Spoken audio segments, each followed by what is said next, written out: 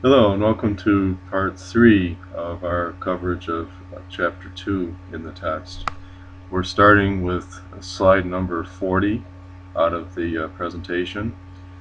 And now we're going to veer off the numbers and accounts for a little bit and talk about some real exciting stuff, the world of accounting standards. Generally accepted accounting principles, or GAAP, are as stated on this slide. The accounting profession in the U.S. recognizes them as a general guide for financial reporting purposes. In this way, there is assurance that one company's financial statements are based on the same standards as any other company, so that meaningful comparisons can be made. As you can see, there are several rules-making bodies that promulgate accounting standards. The SEC was established in the 1930s after the market crash in 1929 and the subsequent Great Depression. And as its name implies, it's concerned with company stocks and stock market activities. Companies involved in these activities must account for them honestly and in accordance with accounting standards. The FASB promulgates accounting standards for the companies and organizations in the U.S. The FASB standards have been codified into a single document in recent years.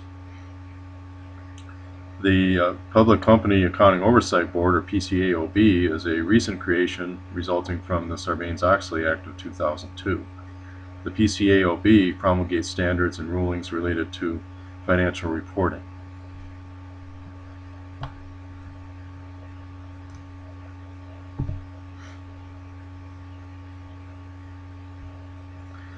And now for the review question, and I hope you can see why A is the correct answer to the question in this slide.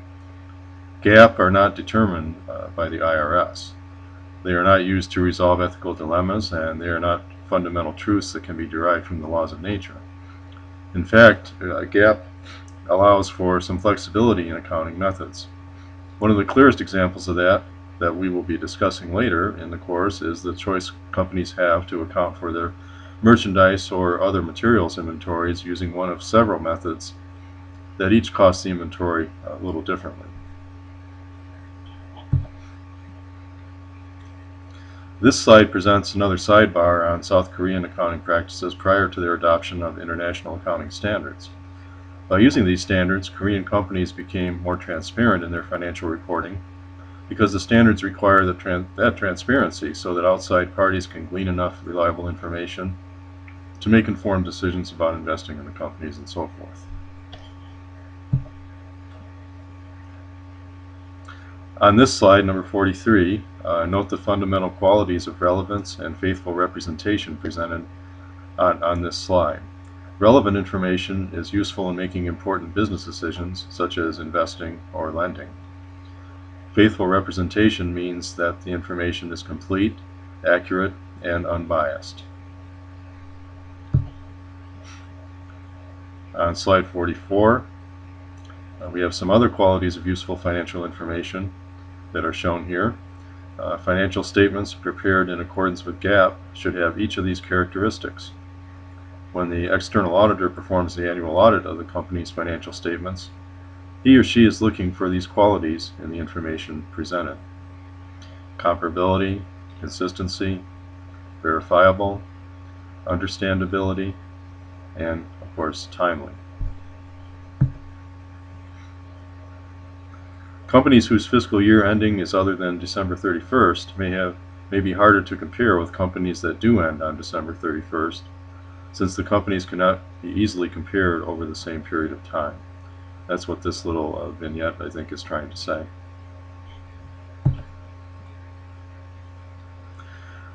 On this slide, number 46, there are some assumptions here about financial reporting. Clearly, there needs to be a standard measure, which in our case is US dollars. And so that's the monetary unit. An economic entity can be separately identified and accounted for. This could be an entire company or a subsidiary of a company.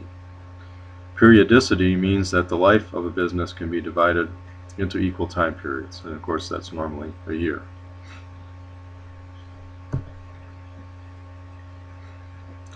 On slide 47, the going concern concept is the assumption that the company will remain in operation for the foreseeable future. If anything happens to jeopardize that assumption, the external auditor needs to include that in the auditor's report. Accrual-based accounting states that transactions are recorded in the period in which the events occur, regardless of whether cash changes hands. So that's very important in distinguishing the accrual basis from cash basis, which is not in accordance with GAAP. Excuse me. On slide 48, measurement principles have to do with how we value the assets and liabilities of the company. Although historical cost is still the prevailing method, that is, recording assets at their initial cost, there has been more movement toward using fair value for certain assets and liabilities in recent years to more accurately reflect the current value of the asset or liability in question. Full disclosure is what management needs to keep in mind while preparing the notes to the financial statements and management's discussion and analysis. These should include the circumstances and events that would make a difference to financial statement users, as noted.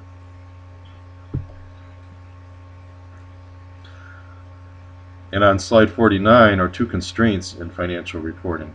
Materiality has to do with the size of an account or other information.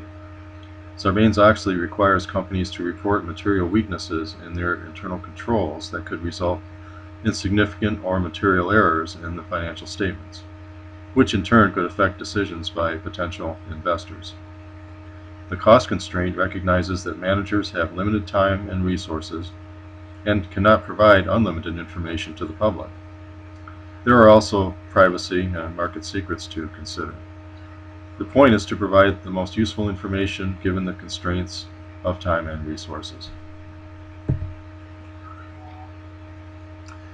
On slide 50, let's review these concepts in an exercise to help ensure you're gaining an understanding of them. Look at these three items and make sure you understand why the correct answer is what it is. First one, ability to easily evaluate one company's results relative to another's is comparability. Belief that a company will continue to operate for the foreseeable future, going concern. And the judgment concerning whether an item is large enough to matter to decision makers' materiality. On slide 51, let's do the same thing for these three problems. The reporting of all information that would make a difference to financial statement users, full disclosure. The practice of preparing financial statements at regular intervals, periodicity. And the quality of information that indicates the information makes a difference in a decision relevance. And then these three. Belief that items should be reported on the balance sheet at a price that was paid to acquire the item is cost. The company's use of the same accounting principles and methods from year to year, consistency. And tracing accounting events to particular companies, economic entity. And finally, on slide 53, these two items, the desire to minimize errors and bias in financial statements, faithful representation, and reporting only those things that can be measured in dollars, monetary unit. Okay, slide 54, a review question. What is the primary criterion by which accounting information can be judged? And the bottom line is the usefulness for decision making. These other three answers are all components or subsets of what it takes to provide that usefulness.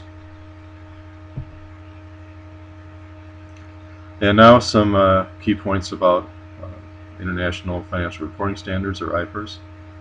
You can see that, on this slide that the IFRS standards are somewhat different than US GAAP when it comes to the balance sheet, both in title and in presentation. So they use the term statement of financial position, which can be used in the US as well, and sometimes is for, say, nonprofit organizations.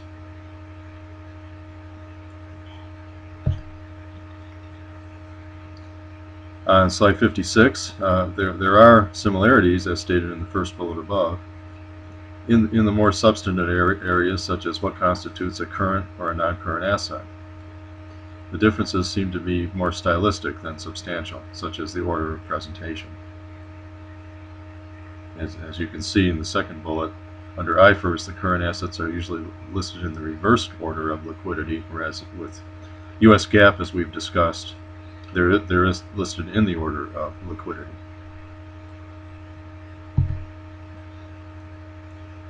On slide 57, we have some other differences and similarities.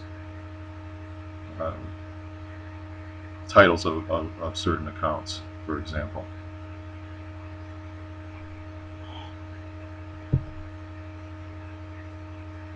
And finally, some other similarities and differences. Both are increasing the use of fair value to report assets, as stated earlier.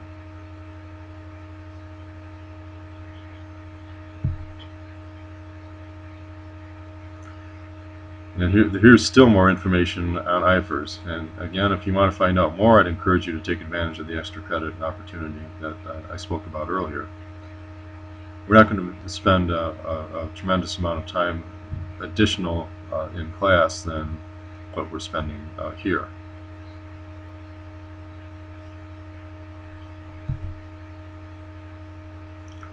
And as they look into the future from the perspective of the text, which was written several years ago, at that time the International Accounting Standards Board and the FASB in the U.S. were working on a project to converge their standards.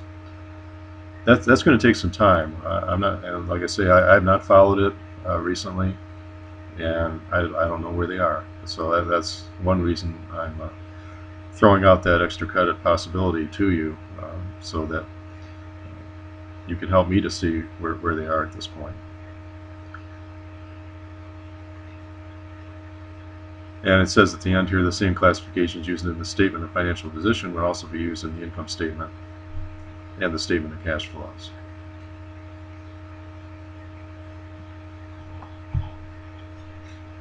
So, which of the following statements is false? A is true. The monetary unit assumption is used under IFRS. Under IFRS, companies sometimes net liabilities against assets to report net assets. Yes, that's true. And FASB and IASB are working on a joint conceptual framework project. So, process of elimination, D, is the false answer. The statement of financial position is not referred to as statement of assets and equity. It is referred to, the balance sheet is referred, as we know it, is referred to as the statement of financial position. The next slide, 62. On this one, the land that was purchased for eventual use under IFRS is recorded as a long-term investment.